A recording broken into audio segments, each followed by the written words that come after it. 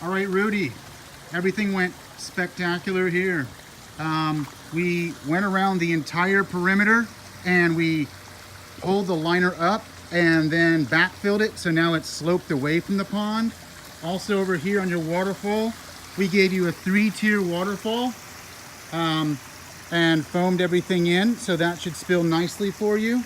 We resealed your biofalls, we resealed your skimmer. Those should be great. They were used with stainless steel hardware, so everything should be intact for years and years and years to come. There are two, we also got all of the plants out here, so I think that made the whole thing look a little bit larger. I hope you like the scale of it. Two things. There were no lights at Home Depot, so I need to come back and maybe we can order some lights online. And then you're missing the filter pads from here and the filter pads from there, so I want to order those for you too online. I think I can send you some links once I get back to my computer and take a shower. If you have any questions, give me a ring. You got my number. Text me. I'll be around.